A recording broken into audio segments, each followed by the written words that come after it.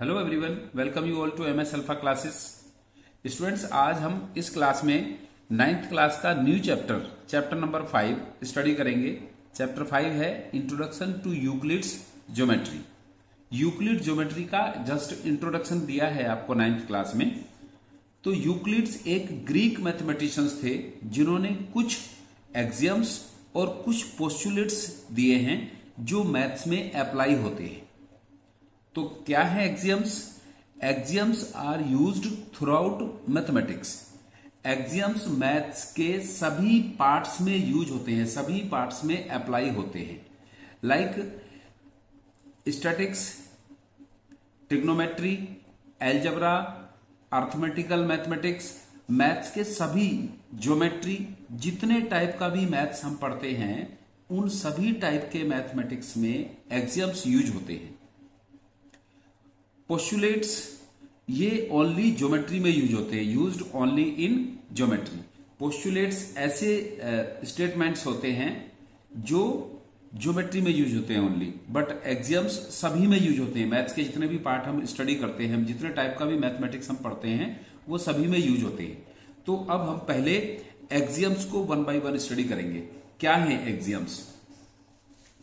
So first axiom है things which are equal to the same thing are equal to one another। things which are equal to same thing, ऐसी चीजें जो same thing, एक ही चीज के equal हैं, वो भी आपस में इक्वल होती है। तो हम एग्जाम्पल की हेल्प से समझेंगे इसको। जैसे suppose a equals to b, a b के इक्वल है and C equals to B, और C भी B के इक्वल है। Things which are equal to same thing, A B के इक्वल है और C भी B के इक्वल है, सेम थिंग के इक्वल हैं A और C दोनों। So A equals to C। Things which are equal to same thing are equal to one another. जो चीजें सेम थिंग के इक्वल होती हैं वो भी आपस में इक्वल होती हैं, और ये मैथ्स के सभी पार्ट्स में अप्लाई होता है।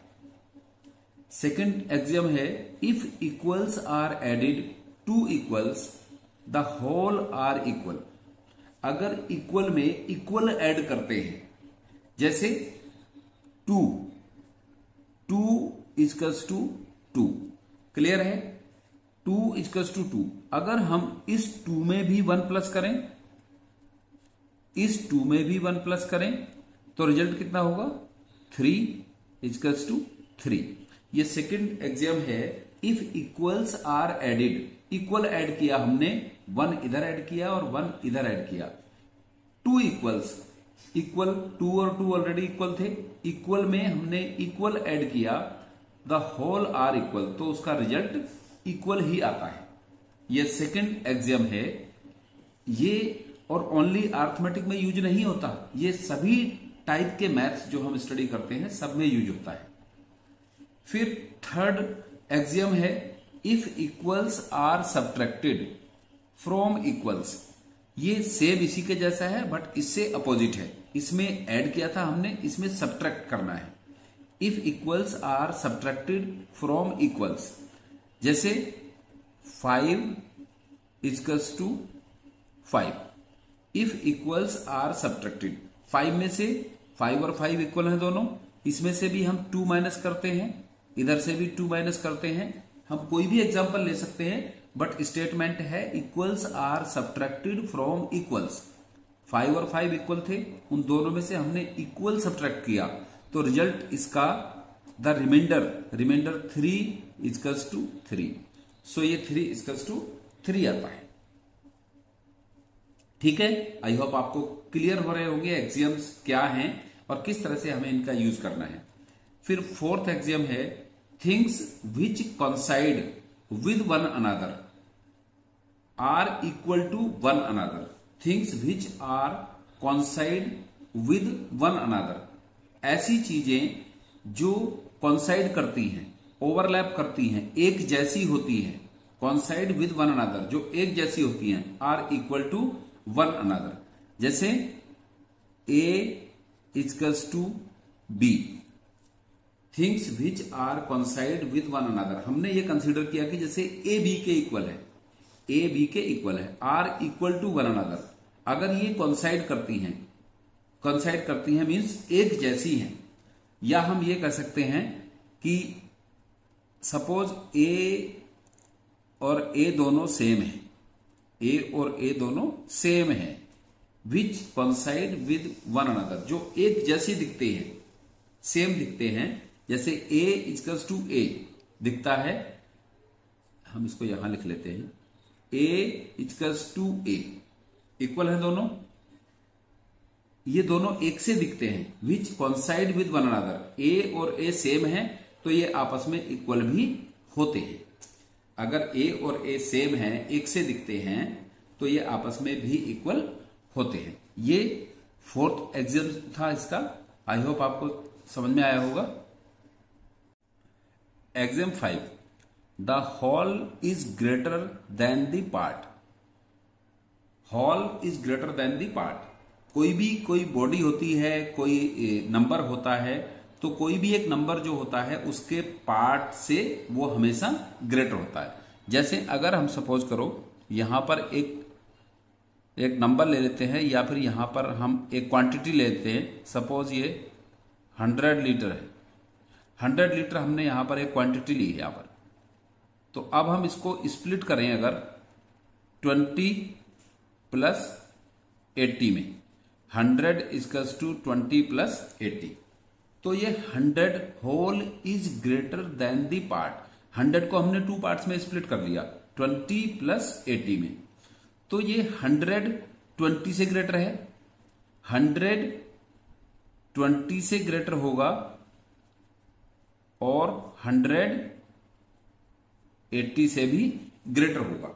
ये इसका फिफ्थ एग्जाम है, the whole is greater than the part. अगर हम किसी नंबर के या किसी क्वांटिटी के 2 या 2 से ज्यादा पार्ट्स करते हैं, तो वो होल जो होता है, जो कंप्लीट होता है, वो उसके किसी भी एक पार्ट से ग्रेटर होता है।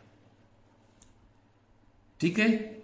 अब 6th एग्जाम है, things which are double of the same thing. Things which are double of the same thing, जैसे 2p, 2p डबल है ये। Things which are double of the same thing, ये twice है, किससे? q से। p, q जो है वो p के ट्वाइस के इक्वल है, q p के ट्वाइस के इक्वल है। Things which are double of the same thing, p का जो ट्वाइस है वो q से डबल है,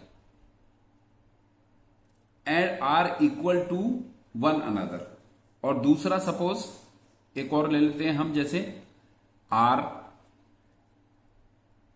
इक्वल्स टू 2p, और 2p r का भी डबल है, 2p r का भी डबल है। जैसे things which are double which are twice of same thing, things which are twice of the same thing are equal to one another. या हम इसको ऐसे समझें जैसे कि ये सेम थिंग के ट्वाइस हैं, 2p और 2r। जैसे कि ये p का ट्वाइस q के इक्वल है और r का ट्वाइस भी q के इक्वल है। इस तरह से समझिए इसको, things which are double, things which are double to same thing, ये p का ट्वाइस भी q के इक्वल है और r का ट्वाइस भी q के इक्वल है। तो सो 2p इक्वल्स टू होगा 2r। Things which are double to same thing, p और r जो हैं वो डबल हैं, ट्वाइस हैं q से, q से दोनों ट्वाइस हैं, तो ये आपस में भी इक्वल होंगे, 2p इक्वल्स टू 2r होगा। ये था इसका 6th एग्जाम। फिर 7th एग्जाम है, things which are half of the same thing. ये भी ऐसा ही है सेम, इसमें ट्वाइस था, इसमें हाफ है।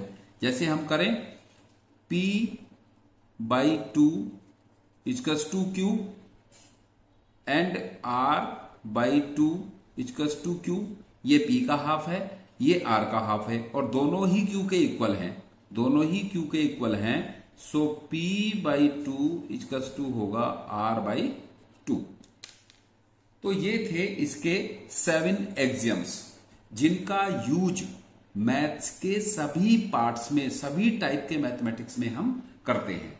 यहां पर 9th क्लास में इसका जस्ट इंट्रोडक्शन दिया गया है यूक्लिड ज्योमेट्री का, लेकिन ये इतने इंपॉर्टेंट है इसमें एग्जाम्स और पोस्टुलेट्स जो कि आपके सभी मैथ्स में यूज होते हैं। ज्योमेट्री में यूज होते हैं, स्टैटिक्स में यूज होते हैं, ट्रिग्नोमेट्री में यूज होते हैं, कोऑर्डिनेट में यूज होते हैं, अर्थमेटिकल में यूज होते हैं, अलजेब्रा में यूज होते हैं। सभी टाइप का जो भी मैथ्स पढ़ते हो सभी में यूज होते हैं। अब हम देखते हैं पोस्टुलेट्स क्या होते हैं। पोस्टुलेट्स जो होते हैं ये ओनली ज्योमेट्री में यूज होते हैं। पोस्टुलेट्स ओनली ज्योमेट्री में यूज होते हैं। जैसे फर्स्ट है इसका, ए straight line may be drawn from any one point to any other point. जैसे ये पॉइंट है, यहां से ए straight line may be drawn, may be drawn, may be क्यों आया यहां पर? क्योंकि हम कर्व लाइन भी ड्रॉ कर सकते हैं, यहां पर जिगजैग भी कर सकते हैं। तो ए straight line may be drawn from any one point to any other point. ये पॉइंट यहां पर है ए, और यहां से एक पॉइंट है दूसरा बी, यहां तक एक लाइन ड्रॉ की जा सकती है। स्ट्रेट लाइन में be drawn from any one point to any other point. A से बी तक एक लाइन ड्रॉ की जा सकती है। ये फर्स्ट पोस्टुलेट है। सेकंड पोस्टुलेट है a terminated line. Terminated line means जैसे यहां पर एक लाइन है, ये एक लाइन है, टर्मिनेटेड लाइन है।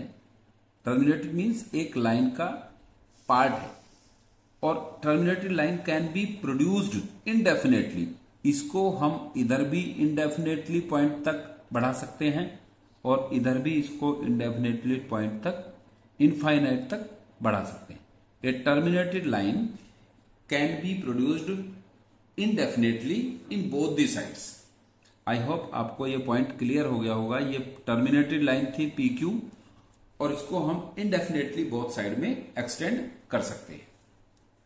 थर्ड पोस्टुलेट है a circle can be drawn with any centre and any radius. A circle, जैसे यहां पर एक सर्किल है, a circle can be drawn with any centre. ये इसका सेंटर है और ये इसकी रेडियस है। A circle can be drawn with any centre any radius. कोई भी सेंटर लेकर हम किसी भी रेडियस से कोई सर्किल ड्रॉ कर सकते हैं। So a circle can be drawn with any centre and any radius. Fourth postulate है all right angles are equal to one another. You know right angle, right angle कितने degree होता है? Right angle की measurement होती है 90 degree. 90 degree का होता है right angle. Right angle, all right angles are equal to one another. तो ये हम एक राइट एंगल बना लेते। राइट एंगल, राइट एंगल का ये इस तरह से साइन होता है, मार्क होता है। All right angles, right angle ऐसे बना लेते, because you know right angle की जो मेजरमेंट होती है, जो डिग्री होती है उसकी, वो 90 डिग्री होती है। या फिर हम ऐसे बना लेते हैं। सभी राइट एंगल्स, क्योंकि राइट एंगल की मेजरमेंट होती है 90 डिग्री, 90 डिग्री, 90 डिग्री। सो सभी राइट एंगल्स इक्वल होते हैं। अब है इसका फिफ्थ पोस्टुलेट, जो मोस्ट इंपॉर्टेंट पोस्टुलेट है। मोस्ट इंपॉर्टेंट पोस्टुलेट है जिसका कि बहुत ज्यादा यूज होता है ज्योमेट्री में। Fifth postulate, if a straight line falling on two straight lines makes the interior angles on the same side of it taken together less than two right angles, then the two straight lines, if produced indefinitely, meet on the side on which the sum of the angles is less than two right angles. Two right angle means 90 plus 90 equals to 180 degree. Two right angles, two right angles 90 plus 90 equals to 180। अब ये postulates क्या है? If a straight line falling on two straight line, ये two straight line है, ये two straight line है। If a line falling on two straight line, यहां पर एक लाइन इन पर फॉल होती है, एक लाइन इस पर फॉल होती है। If a line straight line falling on two straight lines makes the interior angle on the same side, same side के इंटीरियर एंगल्स, ये एंगल हो सकते हैं या ये एंगल हो सकते हैं। सपोज ये एंगल ए है, ये एंगल बी है, ये एंगल सी है, ये angle D. Interior angles on the same side of it taken together less than two right angles, less than two right angles. तो अगर टू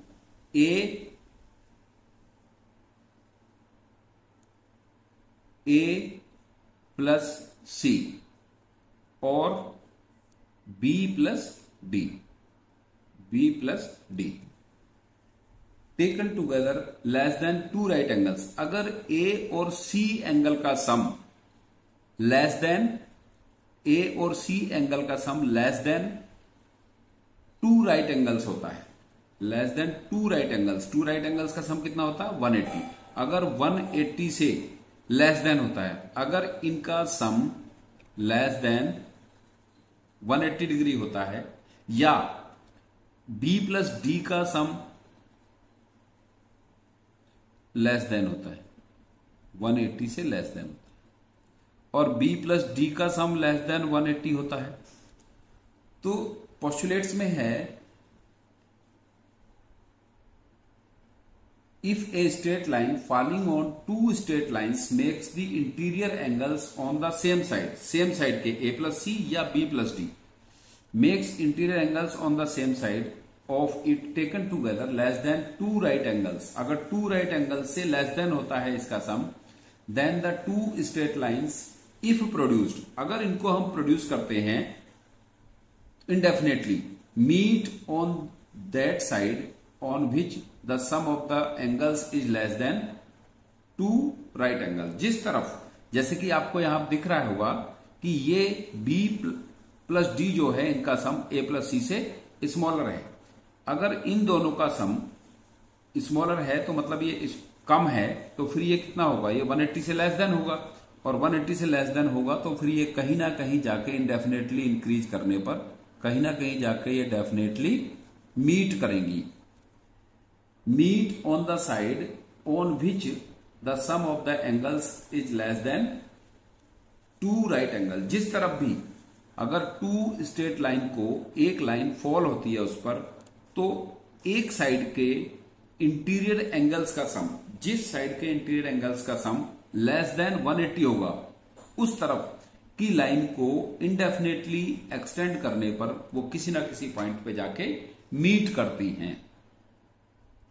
तो ये था इसका फिफ्थ पोस्टुलेट्स। अब यहां से हमको दिख रहा होगा लाइन को देखकर कि ये बी प्लस डी जो एंगल्स हैं, ये वाला स्टेटमेंट करेक्ट है। क्यों? क्योंकि ये दोनों एंगल हमें लग रहे हैं कि दोनों 90 से कम हैं, तो इन दोनों का सम 180 से लेस देन होगा, और ये नहीं होगा क्योंकि ये एक्सपेंड हो रहे हैं, ए प्लस सी बढ़ रहे हैं एंगल्स। तो ये था फिफ्थ पोस्टुलेट्स, और ये इसका इंट्रोडक्शन था। अब हम फिफ्थ चैप्टर की एक्सरसाइज 1.1 करेंगे नेक्स्ट वीडियो में।